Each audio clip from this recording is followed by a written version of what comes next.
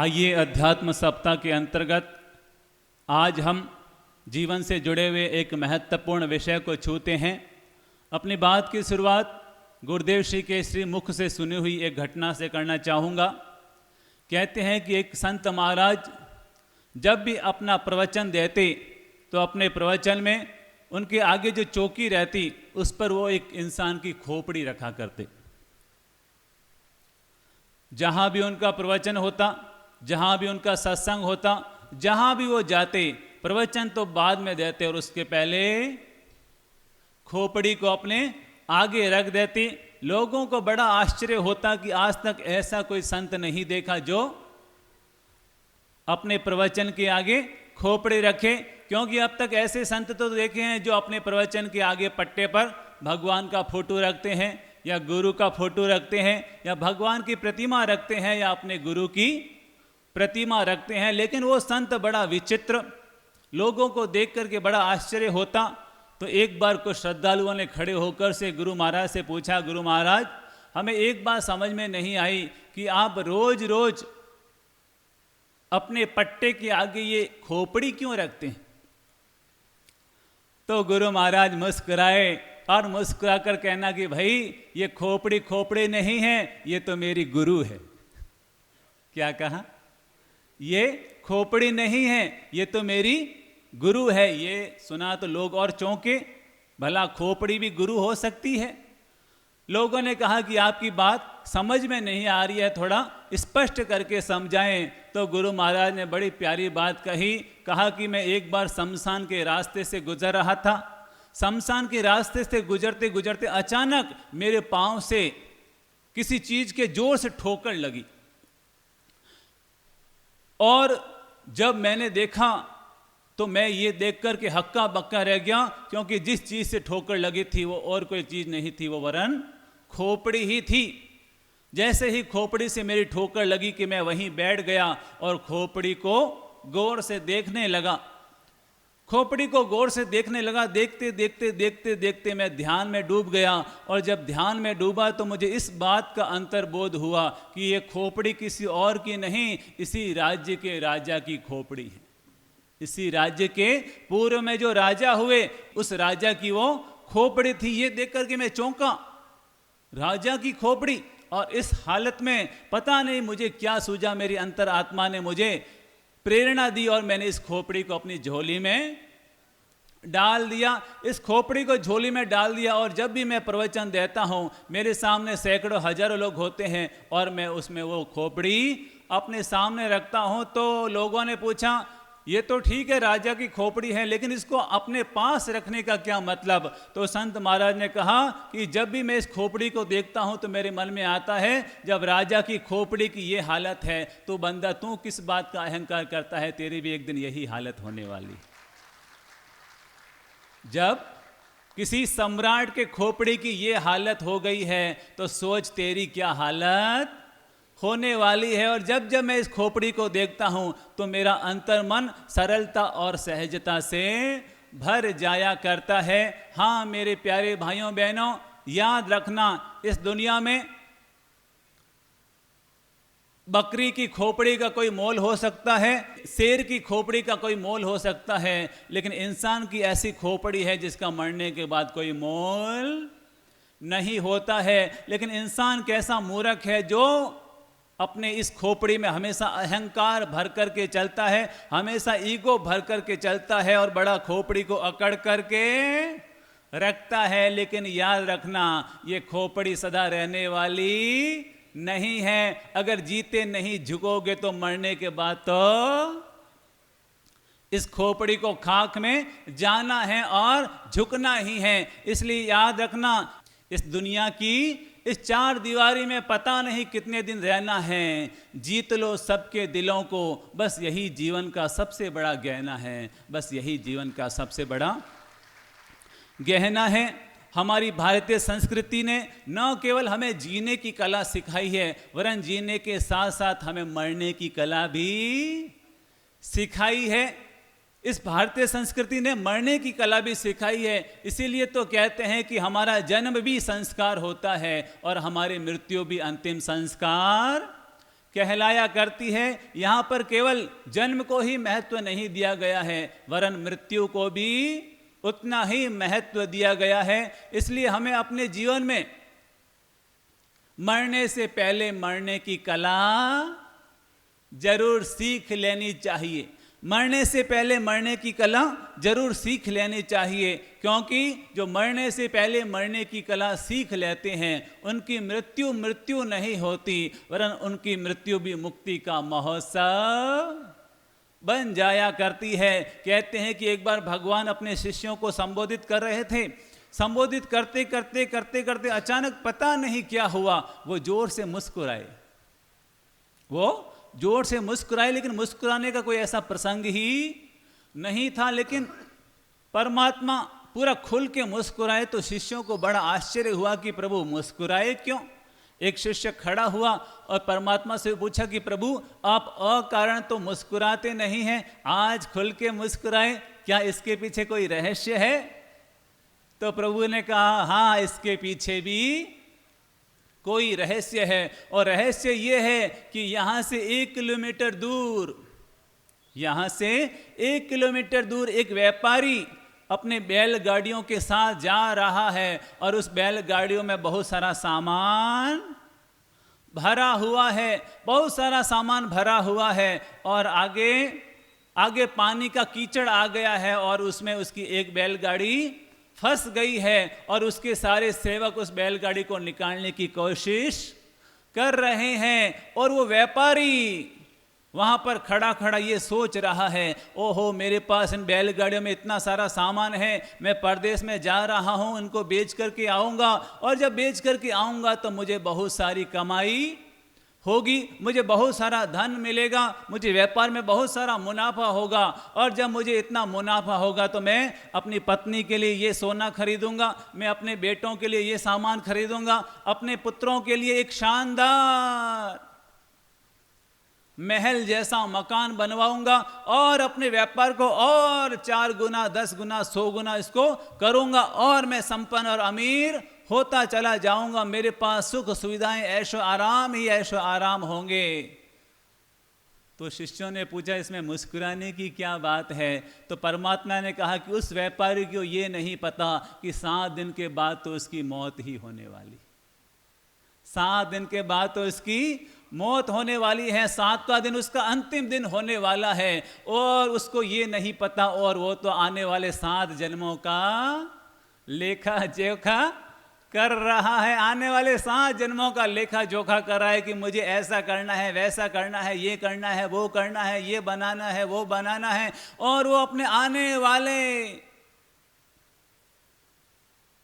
भविष्य का चिंतन मनन कर रहा है। लेकिन उसको नहीं पता कि उसकी 7 दिन के बाद ही मौत होने वाली है। तो भगवान का जो प्रमुख शिष्य है वो खड़ा हुआ और परमात्मा से पूछा कि प्रभु अब आपका हमारे लिए क्या आदेश है, हम उस व्यापारी को क्या यहाँ पर लेकर के आए? तब परमात्मा ने कहा हाँ मेरे प्यारे शिष्य, आप जाओ और उस व्यापारी की चेतना को जागृत करके आओ। और वो उनका प्रमुख शिष्य उस चलते व्यापारी के पास पहुंचता है और व्यापारी को सावधान करते हुए कहता है कि हे सेठ, तुझे नहीं मालूम, तुम तो आने वाले वर्षों के ख्वाब देख रहे हो, लेकिन परमात्मा कहते हैं कि 7 दिन के बाद ही आपकी मौत होने वाली है। और जैसे ही व्यापारी ने ये सुना तो चौंका, क्या भगवान ने कहा है? क्या भगवान ने कहा है? तो इसका मतलब तो ये बात 100% सच है। और जैसे ही वो ये बात सुनता है कि वो वहीं धड़ाम से वहीं नीचे बैठ जाता है, अपने सिर पर हाथ रखकर सोचने लगता है ये भगवान ये क्या हुआ, हे भगवान ये क्या हुआ, हे भगवान ये क्या हुआ, बस मैं 7 दिन के बाद मरने वाला हूं। अरे अभी तक तो मैंने अपनी आत्मा के कल्याण के लिए कुछ किया ही नहीं, मैं तो इसी दुनियादारी में उलझा रहा, इसी दुनियादारी में भटकता रहा, इसी दुनियादारी की मोह माया में फंसा रहा, मैंने अपने कल्याण के लिए तो कुछ किया ही नहीं। वो रोने लगा, धोने लगा, बड़ा परेशान और दुखी हो गया। तो शिष्य ने कहा कि हे सेठ, दुखी होने की जरूरत नहीं है, पास में ही परमात्मा विराजमान है, चलो वहां पर चलो। और कहते हैं कि वो सेठ उस शिष्य के साथ परमात्मा के श्री चरणों में पहुंचता है और परमात्मा के सामने गिड़गिड़ाता है कि प्रभु प्रभु प्रभु प्रभु कृपा करो मेरी ये मौत टल जाए, प्रभु कृपा करो ये मौत टल जाए। तो परमात्मा कहते हैं कि आई हुई मौत को तो टाला नहीं जा सकता, आई हुई मौत को टाला नहीं जा सकता, लेकिन सावधान, अभी भी तेरे पास 7 दिन हैं, अभी भी तेरे पास 7 दिन हैं और तू 7 दिन में भी अपना कल्याण और उद्धार कर सकता है। और उस सेठ ने पूछा कि प्रभु बताने की कृपा करें, आखिर मैं क्या करूं कि मेरा कल्याण हो जाए। और कहते हैं परमात्मा ने उसको कल्याण की बातें सुनाई और उसने अपने पुत्रों को बुला करके वो सारा व्यापार का माल पुत्रों को सौंप दिया और कहा कि अब तो मैं बस परमात्मा के श्री चरणों में समर्पित होना चाहता हूं, परमात्मा के श्री चरणों में समर्पित होना चाहता हूं और अपना कल्याण करना चाहता हूं। और 7 दिनों के अंदर अंदर उस व्यापारी ने अपना पूरा समर्पण परमात्मा के चरणों में कर दिया और ज्ञान ध्यान तप त्याग संयम की आराधना करने लगा। और कहते हैं 7 दिन के बाद उसकी मौत आ गई, 7 दिन के बाद उसकी मौत आ गई। लेकिन परमात्मा जैसे ही उसकी मौत होने वाली थी कि परमात्मा ने उसके सिर पर हाथ रखा और कहा मेरे प्यारे वत्स, तूने 7 दिन में अपना इतना भला कर दिया, इतना भला कर दिया कि मौत तो 2 क्षण बाद आने वाली है, लेकिन अब तेरी मौत नहीं रहेगी, तेरी मौत भी मुक्ति का महोत्सव बन जाएगी, तेरी मौत भी मुक्ति का महोत्सव बन जाएगी। हाँ मेरे प्यारे भाइयों बहनों, हमें भी मौत आने से पहले अपनी मौत को मुक्ति का महोत्सव बनाने का लक्ष्य अपने दिल और दिमाग में रखना है। कितनी गजब की बात है, हमें मौत से डर लगता है लेकिन मौत से डरने की जरूरत नहीं है, मौत से डरने की जरूरत नहीं है, वरन मौत को तो महोत्सव बनाने की जरूरत है, मौत को महोत्सव बनाने की जरूरत है। अरे इस दुनिया में सब कुछ अनिश्चित है, हमारा बेटा हमारा कब तक साथ देगा कोई पता नहीं है, व्यापार में फायदा होगा कि घाटा होगा कोई पता नहीं है, दुनिया में हर चीज अनिश्चित है। पर याद रखना मौत एक ऐसी चीज है जो निश्चित है, मौत एक ऐसी चीज है जो निश्चित है, जो खाली हाथ तो आती है लेकिन वापस खाली हाथ जाती नहीं है। इसलिए अपने जीवन में हर दिन को हमें सार्थक करने की कोशिश करनी चाहिए, हर दिन को हमें सार्थक करने की कोशिश करनी चाहिए और हर दिन को अंतिम दिन मानकर जीना चाहिए, हर दिन को अंतिम दिन मानकर जीना चाहिए। जैसे ही सुबह उठें तो ये सोचे कि ये प्रभात नहीं, ये मेरी पहली प्रभात है। जब भी सुबह उठें तो क्या सोचें, ये मेरी प्रभात नहीं, ये मेरी पहली प्रभात है। जब भी रात को सोए तो ये सोचे कि ये मेरी रात नहीं, ये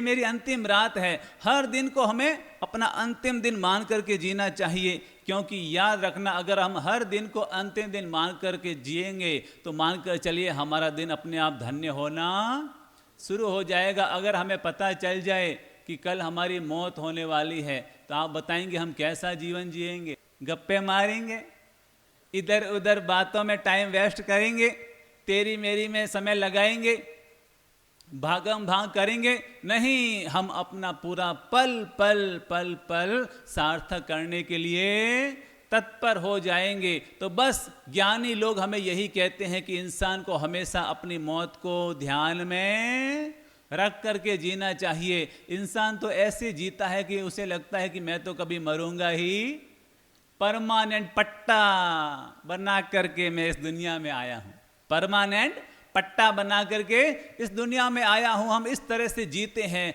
और अपनी मौत को भूल ही जाते हैं और परिणाम ये आता है कि हम सब कुछ कर लेते हैं लेकिन मौत की तैयारी करना भूल ही जाते हैं। अरे आपने किसी को मरते हुए देखा है? हाथ खड़ा करके बताइए, किसी ने किसी को मरते हुए देखा है? तो जब आप मरते हुए किसी को देखते हैं तो मन में क्या आता है, क्या आता है? कोई बताएंगे अपना अनुभव खड़े होकर के? जब आप किसी को मरता हुआ देखते हैं तो मन में क्या आता है? मैं जब किसी की मृत्यु देखता हूँ तो मुझे यही एहसास होता है कि मुझे भी एक दिन इसी प्रकार जाना है, मेरी भी गति ऐसी ही होगी। मैं अपनी गति को जब तक हूँ तब तक सुधारने की कोशिश करूँ। वेरी गुड, बहुत सुंदर। प्रायकर जब भी व्यक्ति किसी को मरते हुए देखता है तो उसके मन में यही आता है, अरे भाई किस बात का तू गुमान कर रहा है, तुझे भी एक दिन यहीं आना है, तुझे भी एक दिन यहीं आना है। जब हम शमशान में जाते हैं तो थोड़ी देर के लिए हमारे भीतर में वैराग्य जागृत हो जाता है, हमारी आत्मा जागृत हो जाती है और कहती है, बंदे अब तो चेत ले, अब तो चेत ले, अब तो सजग हो जा, पता नहीं तेरा भी कब नंबर आ जाए। हम थोड़ी देर के लिए सजग हो जाते हैं, लेकिन वापस दुनिया में आते हैं तो वापस वही दुनियादारी हम पर हावी हो जाती है। तो इसलिए भगवान कहते हैं कि हमेशा इंसान को अपने मौत का बोध बना करके रखना चाहिए। मैं तो चाहूँगा कि शमशान बस्ती के बाहर नहीं होने चाहिए, वरन शमशान तो बस्ती के भीतर होने चाहिए, ताकि इसे देख देख के इंसान की आत्मा जागृत होती रहे, देख देख के आत्मा जागृत होती रहे। सोचो अगर इस दुनिया में मौत नहीं होती तो क्या होता? अगर इस दुनिया में मौत नहीं होती तो क्या होता? हर इंसान यही चाहता है कि मैं कभी ना मरूं। हर इंसान क्या चाहता है? मैं कभी ना मरूं, हमेशा बस जिंदा रहूं, अमर हो जाऊं।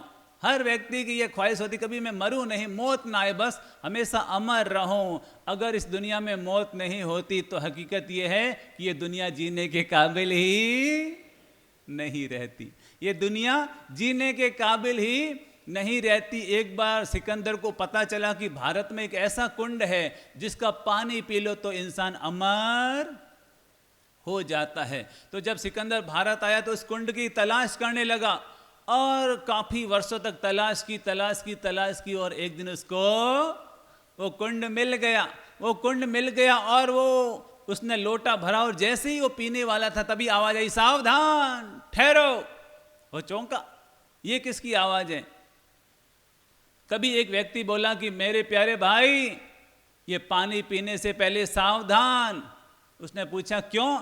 इसको पीकर तो मैं अमर हो जाऊंगा। तो उस व्यक्ति ने कहा, भाई जो मैंने भूल की वो तू भूल मत करना, जो मैंने भूल की वो तू भूल मत करना, क्योंकि मैंने भी इसका पानी पी लिया और मैं भी अमर हो गया, लेकिन मेरी आंखें खराब हो गई है, कानों से सुनाई नहीं दे रहा है, कमर झुक गई है, ना मैं चल पाता हूं ना फिर पाता हूं। मैं अमर तो हो गया लेकिन अब मरने के लिए मैं तरस रहा हूं। मैं अमर तो हो गया, मैं मरने के लिए अब तरस रहा हूं, क्योंकि जब जीवन में उमंग और उत्साह ही नहीं है तो फिर जीने का मतलब ही क्या है? तो कहते हैं पितामह भीष्म, जिनको क्या वरदान मिला हुआ था? इच्छा मृत्यु का वरदान मिला हुआ था। और जब वो बाणों की शैया पर थे, इच्छा मृत्यु का वरदान मिला हुआ था, लेकिन वो क्या इच्छा कर रहे थे? क्या इच्छा कर रहे थे कि परमात्मा अब तो मुझे, तो इच्छा मृत्यु का वरदान भी हमारे लिए वर्तमान नहीं रहता, वो भी एक दिन हमारे लिए अभिशाप बन जाया करता है। तो मेरे प्यारे भाइयों बहनों, कहने का मतलब ये है कि अपने जीवन में हमेशा श्री भगवान कहते हैं कि शरीर माहु नावती जीवो वच्चई नावियो संसारो अर्णवो वत्तो जम तरंती महेशणो। यानी कि ये शरीर नाव की तरह है, ये शरीर नाव की तरह है और ये जो हमारा जीव है वो नाविक की तरह है। ये हमारा शरीर नाव की तरह है और हमारा जीव नाविक की तरह है। और ये संसार समुद्र की तरह है जिसमें महर्षि और ज्ञानी जन लोग तैर जाया करते हैं, जिसमें महर्षि और ज्ञानी जन तैर जाया करते हैं और अज्ञानी और मोही जी डूब जाया करते हैं। तो इस संसार समुद्र को हम पार भी कर सकते हैं और इसमें हम डूब भी सकते हैं। तो जो लोग मौत को याद रखते हैं वो अपने जीवन को धन्य करते हैं और इस संसार सागर से पार हो जाते हैं। और जो मौत को याद नहीं रखते वो मोह माया में ही उलझकर अपने संसार सागर को बढ़ा दिया करते हैं। इसलिए अब मरना तो फाइनल है, मरना तो फाइनल है। अब कैसे मरना इसका निर्णय हमें आज ही करना है। भगवान ने कहा 2 तरह के मरण होते हैं, एक है बाल मरण और दूसरा है पंडित मरण। पहला है बाल मरण और दूसरा है पंडित मरण। जो अज्ञानी जिस मौत मरता है उसको बाल मरण कहा जाता है, और ज्ञानी अपना देह का त्याग करता है उसको पंडित मरण कहा जाता है। तो जब मरना अवश्यंभ भावी है तो क्यों न हम बाल मरण की बजाय पंडित मरण की तरह अपनी मौत स्वीकार करें। तो कहने का मतलब नंबर 1, हमें मौत को हमेशा ध्यान रखना चाहिए, और नंबर 2, जैसे ही 50 साल पूरे हो जाए तो धीरे धीरे अपना व्यापार हमें समेटना शुरू कर देना चाहिए। जैसे ही 50 साल हो जाए जो हमने संसार का फैलाव किया है उसको वापस समेटना शुरू कर देना चाहिए। ये संसार तो चक्रव्यूह में प्रवेश करने की तरह है, हम प्रवेश करना तो जानते हैं लेकिन वापस बाहर निकलना नहीं जान पाते हैं, और इसी चक्रव्यूह में उलझकर अपनी जिंदगी पूरी कर देते हैं। तो जैसे ही 50 साल की उम्र हो जाए, आप में से ऐसे कौन भाई बहन है जो 50 क्रॉस हो गए हैं या 50 के करीब पहुंच गए हैं?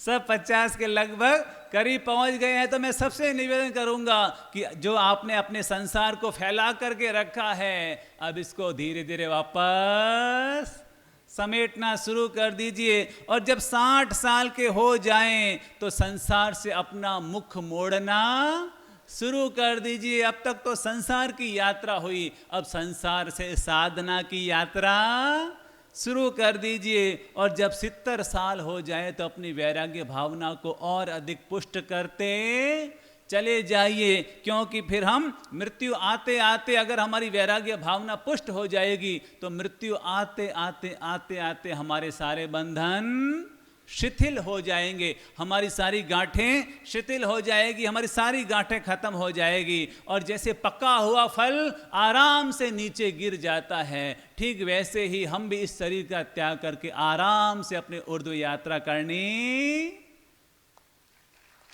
शुरू कर जाएंगे। तो नंबर 1, शरीर की मौत होती है लेकिन हमारी मौत कभी नहीं होती। तो मौत से कभी डरना नहीं चाहिए। मौत तो कुछ नहीं है, केवल वस्त्र को बदलना है। मौत क्या है? वस्त्र को बदलना है। जैसे हम रोज सुबह वस्त्र बदलते हैं और दूसरी ड्रेस पहन लेते हैं, मौत और कुछ नहीं है। इस शरीर का त्याग करना है और दूसरे शरीर को धारण करना है। इसलिए मौत से कभी घबराना नहीं चाहिए, और कोई मर जाए तो उसके पीछे रोना धोना नहीं चाहिए। यही समझना चाहिए कि उसने इस वस्त्र को बदल करके अब वो नया वस्त्र धारण करने के लिए अपने कदम बढ़ा रहा है, अपनी यात्रा कर रहा है। तो नंबर 1, हमेशा अपने जीवन को सही दिशा देने की कोशिश कीजिए। नंबर 2, अपनी मोह और ममता को धीरे धीरे कम करके वैराग्य भावना को पुष्ट करते चले जाइए। और नंबर 3, कभी भी मौत की चिंता नहीं करनी चाहिए, क्योंकि ये जितना पृथ्वी लोक सुंदर है उससे ज़्यादा सुंदर तो देवलोक है।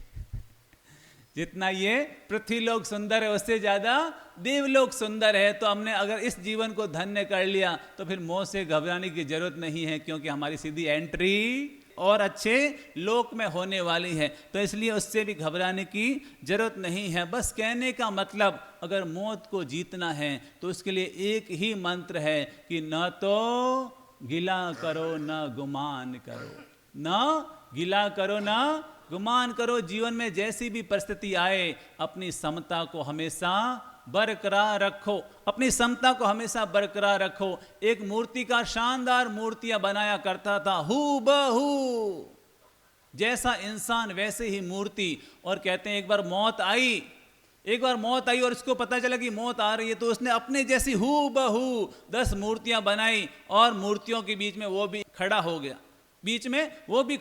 मौत आई तो वो देख करके चौंक गई, अरे इसमें असली कौन है और नकली कौन है? सब हूबहू नजर आ रही थी। तो मौत ने तारीफ करनी शुरू कर दी, अरे वाह क्या मूर्तियां बनाई हैं, क्या शानदार मूर्तियां बनाई हैं, ऐसी मूर्तियां तो मैंने अपनी जिंदगी में कभी नहीं देखी। अरे बनाने वाले को धन्य है, धन्य है, धन्य है। और जैसे ही उसने अपनी प्रशंसा सुनी तो उसकी चेहरे पर मुस्कान आ गई। जैसे ही मौत ने देखा कि चेहरे पर मुस्कान आई, वो समझ गई कि असली कौन है। फिर उसने वापस निंदा करनी शुरू कर दी, अरे ये क्या मूर्तियां बनाई है, इसमें तो ये कमी, इसमें ये कमी, इसमें ये कमी। और जैसे ही मूर्तिकार ने कमी सुनी, वो जोर से चिल्लाया, अरे कौन सी कमी, अरे कौन सी कमी। मौत ने उसको पकड़ा कि बस यही सबसे बड़ी तेरे अंदर कमी, यही तेरे अंदर सबसे बड़ी कमी, जो प्रशंसा पाकर के फूल जाता है और आलोचना सुन करके